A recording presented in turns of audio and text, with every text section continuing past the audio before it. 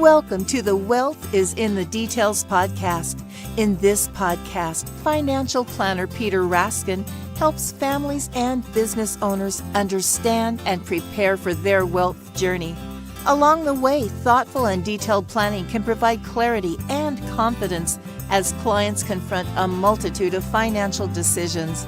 Listen in as Peter shares stories and insight into people's wealth journeys. Now, let's get into today's podcast.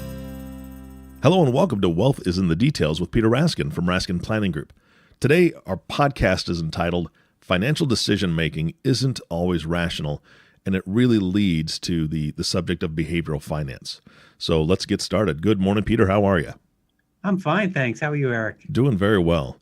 Coming Good. off of a great weekend and had a lot of fun this weekend doing a little bit of remodeling around one of my houses and just needs a complete new kitchen, basically. And so a lot of work there, but good, exhausting weekend. How was yours? It was excellent, thanks. Good. All right, we're talking about behavioral finance, and financial decision-making isn't always rational. And I could be one of many poster children, I guess is what you say, poster children for financial decision-making isn't always rational. I don't know about you, Peter, but you're going to be talking to the choir today. Well, I think it affects all of us. Yeah. On an ongoing basis, I'd say our world is really complicated, and we have to make lots and lots of decisions on a daily basis. And more often than not, these little decisions won't have very serious short-term consequences, but over time, these decisions are really quite consequential. And I think the best example is just the small choices we make around food and eating. So if we choose to eat that donut every morning, that Monday morning donut probably won't affect our health tonight. But if we have a donut every morning, 7 days a week, eventually we might see our waistline slowly increase. And if we do this for 30 years, it can really have a dramatic negative effect on our long-term health. Yeah. So those daily small decisions aren't that important necessarily, but they do add up and can become significant. Yeah, I agree 100%. And it's funny because different things, even though we do things on a daily basis, some of them are going to have effects that we'll see sooner than others, but some of them, like you said, are very long-term where we just don't notice it until either A, it's too late, or B, we get that wake-up call. Yeah. And just another example is our decision to buy that Starbucks coffee every morning. Yeah. I see people walking around with these huge cups of coffee, and I know they cost around $5 a cup. Yep. And then they go out for lunch and spend another $15 on a sandwich and a bag of chips and a soda. And they do that for 5 days a week, and they're basically spending about $20 a day on coffee and lunch. And in downtown Boston, that's not really that unreasonable. On one day a week, that's manageable and doable. But if you think about doing that 5 days a week, well, that's $20 times 5. That's $100 per week. 4 weeks in a month, that's $400 a month. And that's almost $5,000 a year. Yeah. So that's $5,000 a year that people aren't saving. And if you do that for 30 years, that's $150,000 not saved. That's a lot of sandwiches. It That's sure is. I mean, $150,000 in coffee and sandwiches, you just don't think of it in those terms. And it's crazy. Yeah, it can be really dramatic. And so these decisions are not always so rational. I mean, everyone really knows that they can get coffee for less. They can make it in their office. They can bring a sandwich to the office. But we're not always making rational decisions, are we? We're human beings. Yep. Decisions out of convenience a lot of times. Exactly. When I first got into the financial planning world, I thought my job was to help our clients make rational, thoughtful decisions concerning their financial affairs. And I took the approach early on that if I educated my clients, presented well-researched concepts and solutions, of course they'd implement the recommendations and they'd be on their way to meeting their objectives. I just figured I could lead everyone to that promised land. So how did that work out for you, Moses? not so well. Yeah, unless you're walking right next to them every day, every hour, every minute, telling them, "Hey, you don't need that coffee, or you don't need that donut for sure." Yeah. Yeah, it's a great dream, but reality hits you pretty quick, I'm assuming. Yeah, and it's not that people aren't rational in different aspects of their world, but they're just not rational about everything. Yeah. And so, I realize that around decision making and economics, that people are not computers; they're human beings, and lots of things get in the way of rational decision making. Mm-hmm. So it really, at this point, it didn't take very long, but I really became interested in understanding how people make decisions. Yeah. Now, back in the 70s, there were some academics interested in a course of economics that they eventually called behavioral economics. And this course of study attempts to understand the how and why humans make economic decisions. It really talks about our tendencies and our biases. So I've become fascinated by these concepts, and I found them really helpful in understanding human economic behavior. Again, that's not to say I know the secret formula and that will lead every client to that promised land, but I do think having this information, understanding our tendencies and our biases, makes me a better planner. I think more empathetic and less judgmental. And I think it's just helpful. It's helpful in other aspects of my relationships as well. Yeah, that's good. Yeah. So what I thought I'd do today is really talk about some of these tendencies, human tendencies, and really kind of give you a list of what I think are some of the important biases that we all face. The reason I think this is so important is just self-awareness can lead us to establish certain strategies that will help us overcome these inherent biases, which I think we're all subject to. Yeah. All right, where do we start? Let's start with something that the behavioral economists call confirmation bias. And this is maybe something that many of our listeners have heard about in the news recently, and they've heard it really discussed around the political discussions. Mm-hmm. And it's how, in politics, for example, there's the echo chamber of listening to news. We all have this predisposition toward a certain belief, and we tend to choose to listen, watch, or read news that might express opinions we already agree with. Basically, it's just confirming what we already know. At least that's what we think we know. Mm-hmm. So because of that, we're putting more weight on those arguments because we agree with them, and it's basically confirming our thoughts and feelings. Yeah, nobody likes to be wrong. Everyone likes to be right, exactly. Yep. And everyone wants to be part of a larger group where everyone is saying the same thing and feeling the same thing. Yeah, exactly. So here, just another example, this is around the financial arena, but a lot of people have Apple computer products, whether it be iPhones, iPads, computers, and they love them. Mm-hmm. And you walk into a store and you feel really good about walking into one of their stores, and you watch the news and their stock keeps on climbing, and you're only hearing really good things about the company and the stocks.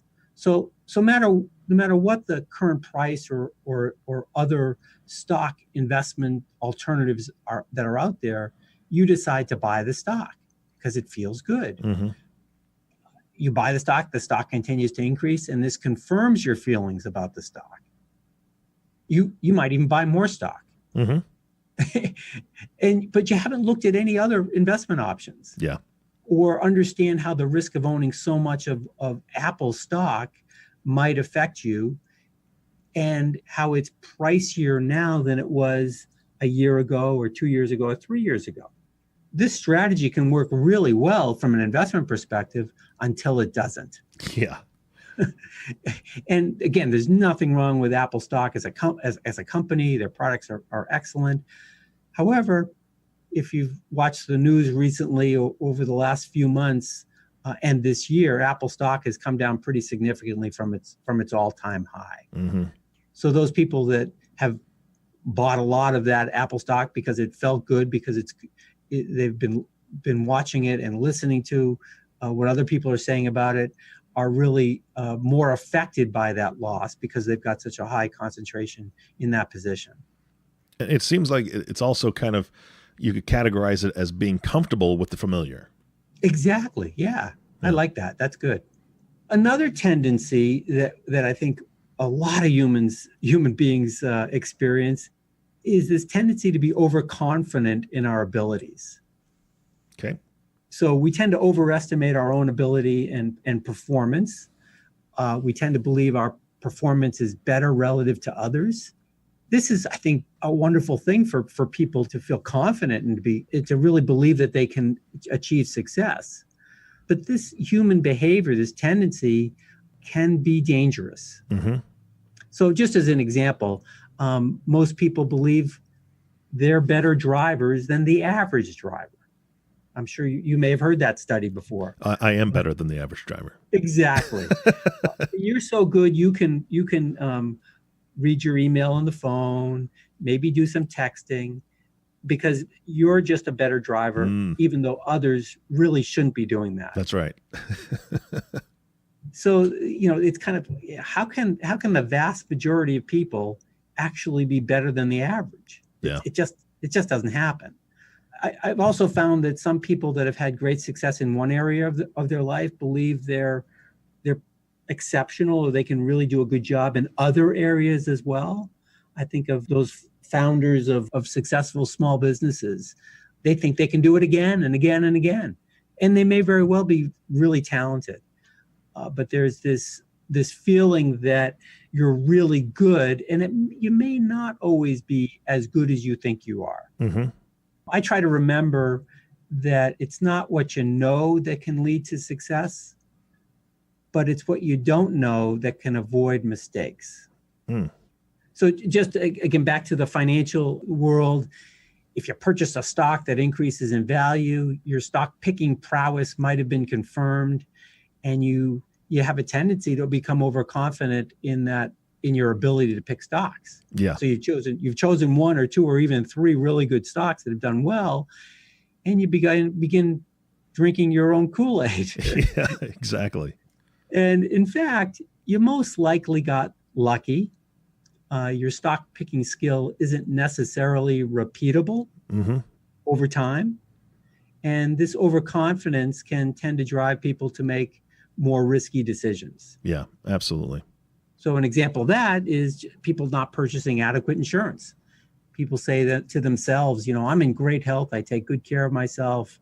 I don't have any family members that died prematurely or became sick. And so they don't buy necessarily as much insurance or the right kinds of insurance that they should. And meanwhile, if something happens, the consequences can be severe. Overconfidence can really be dangerous and put your financial world at risk. Yeah, absolutely. So the third bias I'd like to talk about is something we call hindsight bias, or it's also known as the knew it all along effect. Okay. So it's really our tendency to believe that past events were more predictable than they actually were. And the problem with this, it can lead to oversimplification in cause and effect. So it leads us to assume, for example, economics or business decisions, interest rates, stock markets. We tend to believe that they're predictable. And when in fact, there's really little evidence that this is the case. Give us just an example of what that looks like. Yeah. So back in 2007, if you remember those days, there were just a few investment professionals and economists that actually predicted the Great Recession and the stock market decline. But the vast majority of professionals didn't make that prediction. Mm-hmm. So should we assume that those that correctly made the right call at that point in time are smarter than everyone else and will likely make accurate predictions in the future? Gotcha. Yeah. I mean, it goes right back to what you were talking about earlier. It's kind of, sometimes people get lucky. Yeah. And that's not to say that those people who made those predictions aren't smart. Exactly. No, yeah. Don't assume that. No. Yeah, and it's not that they didn't take a different look at the world, but it's just that these kinds of events are just not really predictable. And again, this is called hindsight bias. Mm-hmm. So our feeling is we should probably just assume that markets and the economy are always unpredictable, and we should always prepare for the worst. Gotcha. And clients ask me all the time, what do you think is going to happen? And, I think, they say, I think because of this administration or that administration or these things happening in the world that we need to prepare. And my comment is, we should always be prepared. Yeah, absolutely. What's really interesting about this bias, I think, is that we tend to recognize it in others, but we tend not to recognize it in ourselves. How so? Well, just that we can say, oh, you're just simplifying the issues that are coming, and you're just guessing about the future. That bias. Got it. So you may not be able to predict, but I think I can. Mm-hmm. Got it. All right. So what's the next bias? Recency bias. Oh, all right. And recency bias is when we tend to put more weight or credence on more recent events. Okay. So, you think about this, people have short-term memories when it comes to the stock market, and it's either declines or increases. And we tend to forget that markets don't go up forever. And when they go down, they always recover as a whole. So as I look back over the last 10 years, I'm amazed at how quickly really people have forgotten what happened in the stock market starting in 2007, and how over 18 months it lost over 50% of its value. Mm-hmm. And over the last few years, those same clients that were really anxious back then have wanted to take on more risk because they've seen the market continue to do well.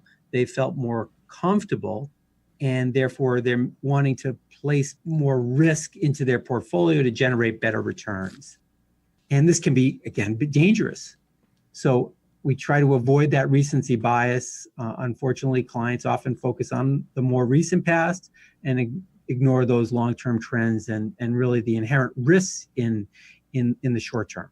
Yeah, I think that's just human nature, though, where we want to think the best of something, whether that's a financial market or a relationship or a job, right? I mean, your job could be terrible for a full year, and all of a sudden the last 6 months have gone really, really well. You're not looking at the cause of why it didn't go well for that year. You're just thinking, you know what, these last 6 months have been great, so it's going to continue to be great, even though there's definite red flags as to why you should be looking to go someplace else or anything like that, or even relationships. We want to find the best in both people and circumstances, and so I think it's kind of hard to get over that sometimes. I think it is, absolutely. All right, where do we go from here? Okay, another bias, which I think affects us all in so many ways, is called the anchoring and adjustment bias. I think this really affects us on a daily basis. What I'd like to do is just give you an example as a way to explain how this works. Yeah. So let's start with something we know. For example, we start with the value of our residence. And this example, your neighbor's home, which is very similar to yours, sold for $1 million a year ago. And in the meantime, you've decided that your home, because it's right next door and similar style and size, is also worth $1 million. Yeah. So think of this as your anchor value. Got it. Anchored on that price. But over the last year, since your neighbor sold their house, interest rates have increased. The economy's slowing down a little bit. Real estate market's softening. And so you may take that into account as you're putting your house on the market, but you still want that $1 million in value. And given that, you're still willing to negotiate, and you'll say, okay, I'll settle for $950,000. So your price anchor is the million, and your adjustment, in this case to the real estate market, is $50,000. So that's that adjustment to the anchor that you're making. That's the bias. And so in your mind, anything less than your anchor is a loss as far as you're concerned. Mm-hmm. And in fact, your adjustment is probably too small. And in this case, that's the bias. Yeah. And most people, when they're adjusting from their anchor, that adjustment is just smaller than it should be. Yeah. Yep. So in this example, your realtor is telling you to put the house on the market for $900,000, and it might sell for $875,000, and you ignore what your realtor tells you. Your house sits without any offers for the 6 months, and meanwhile the market continues to soften. Your realtor is coming back to you and saying, "Okay, we think you need to drop the asking price to $900,000." And you're going to have to settle for $825,000. Yeah. So your anchor and adjustment bias have likely cost you, $50,000 plus the carrying costs over that 6-month period. Mm-hmm. And another example is just clients who purchase a stock, and they may purchase it at its highest value, or they may have seen it go up over a long period of time, and they're unwilling to sell it at a lower price. Yeah. They want it to come back to the previous high, even if there are better opportunities. Well, and the funny thing is that anchoring and adjustment bias, it couldn't be a better name, because an anchor is used for one thing, and that's to hold a ship in place. And in other words, it's stuck, right? Yep. And so when you're stuck on your $1 million price tag, or you're stuck, in this mindset of, hey, if I'm asking lower than that, it's, I'm losing all this money. I mean, looking at those last numbers you were talking about, if you have to settle for $825,000, well, all of a sudden from $1 million, that's what, $175,000 loss, quote unquote, in your mind from what your neighbor got. And this hits home for me because my neighbors sold their house. It sold in less than 24 hours. And it's similar to mine value wise and everything. However, I had 2 kids living here, 2 large dogs living here. They were married couple, no kids, no dogs. And he redid the inside beautifully. We talked about it many times. He had hardwood bamboo floors that he installed, and he did a great job, and all these modern upgrades.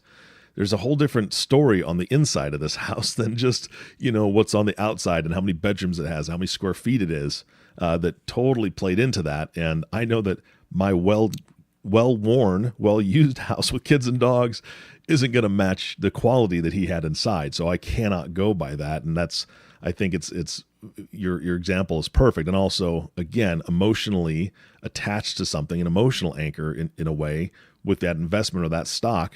Going back to Apple, I use Apple products. And if I think that that's great, well, no, it's got to go higher. It's got to go back to where it was, because Apple is such a great, company. That just might not be true. They could be a great company, but their stock doesn't necessarily have to go back to where it was. Right. Yeah. And there may be no basis for thinking about that value, whether it's Apple stock or your real estate. Yeah. An asset is only worth what someone is willing to pay for it. Exactly. At that moment in time. Yep. That's a perfect way to say it. The final bias I'd like to talk about today is called loss aversion. And again, this is something I think we all face on a daily basis. Behavioral scientists have long studied people's deep-seated desire to avoid losses. Mm-hmm. We're programmed to hold on to something, even if these other opportunities are likely to be neutral or even advantageous to us. Yeah. In fact, the studies tell us that a loss hurts more than an equivalent gain gives pleasure. Oh, that's interesting. Yeah, it really is. So this desire to hold on to something like a bad stock or a bad job, a bad relationship, because of a perceived loss, can really lead to inertia. And I think that's the primary reason why a lot of people don't make changes, because they see that what they're giving up is a loss, and they don't think about what they're going to be either just as good or possibly better. It's a risk. Yeah. Yeah, change can be hard, but it can also be positive. Yeah, change is difficult. I agree. It is. So I'd like to end today's podcast just briefly kind of revisiting what I said earlier, is that I think this whole area of economics is fascinating. I think it helps me in lots of areas of my life, not just as a financial planner. I think it can make people more empathetic and less judgmental to others as we're making decisions. Yeah. And I think what I'd like to suggest is that people try to recognize the biases and tendencies that we all have, but then use different tools and strategies to avoid the common ones. Yeah. As an example of that, and I think hiring a professional advisors can really help challenge these tendencies and biases. Mm-hmm. Be self-aware that we're likely confronting these decisions on a daily basis, and try to make decisions that aren't always so easy, but keep on trying. Yeah. And that's the bottom line. Just keep trying.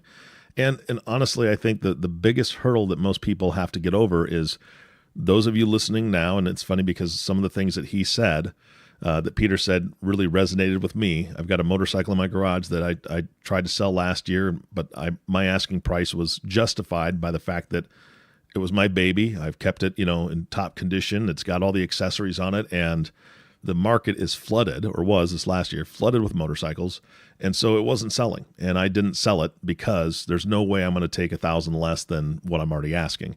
And did I need the money? Not necessarily, but it also would have been an opportunity to use that money for something else. And now the motorcycle's still sitting in my garage. It's dead of winter, and I won't be able to use it for the next 5 months anyway. So there's a lot of things that really hit home with me. So if you're listening to this and any of those biases hit home with you, just think about that. Just think about, is there a small change that I could make, or is there a way that I could talk to Peter and just talk to him about what I think maybe resonated with me, and help him to be that outside perspective, because that's what we all need. We need somebody that's there and says, you know what, let's talk about it. What do you think? Do you need the motorcycle? Do you need to have it take up space in your garage? What would you gain by having that gone? What could you use that money for in this next 6 to 8 months, and then eventually get another bike when you're ready? That would have been a great perspective. And my wife probably tried, but that's a whole nother story when it's your spouse that's trying to be that outside perspective. So I would encourage each one of you, if you're listening to this and anything struck a chord with you, reach out to Peter and his team, because they'll give you an honest, fair assessment and just say, hey, look, let's talk about it together. There's no judgment. It's just human nature that we want to hold on to certain things, and we want to make certain decisions based on our experiences and our knowledge. There's nothing wrong with that, as long as decisions we're making are best for our financial future, or best for our health, or best for our whatever our situation is. So, Peter, thank you so much. You brought up a lot of great points today. Oh, thank you, Eric. All right. We'll talk to you soon, Peter. Hey, and thank you, everyone, for listening to the Wealth is in the Details podcast with Peter Raskin. If you have not subscribed to the podcast yet, please click the subscribe now button below. This way, when Peter comes out with a new podcast, it'll show up directly on your listening device. This makes it much easier to share these podcasts with your friends and family. Thanks again for listening today. For everyone at Raskin Planning Group, this is Eric Johnson reminding you to live your best day every day. And we'll see you next time. Thank you for listening to the Wealth is in the Details podcast. Click the subscribe button below to be notified when new episodes become available. The information covered and posted represents the views and opinions of the guest and does not necessarily represent the views or opinions of Lincoln Financial Advisors Corporation. The content has been made available for informational and educational purposes only. The content is not intended to be a substitute for professional investing advice. Always seek the advice of your financial advisor or other qualified financial service provider with any questions you may have regarding your investment planning. Peter Raskin is a registered representative of Lincoln Financial Advisors. Securities offered through Lincoln Financial Advisors Corporation, a broker, dealer, member SIPC. Investment advisory services offered through SageMark Consulting, a division of Lincoln Financial Advisors, a registered investment advisor. Insurance offered through Lincoln affiliates and other fine companies. Raskin Planning Group is not an affiliate of Lincoln Financial Advisors. Lincoln Financial Advisors Corporation and its representatives do not provide legal or tax advice. You may want to consult a legal or tax advisor regarding any legal or tax information as it relates to your personal circumstances.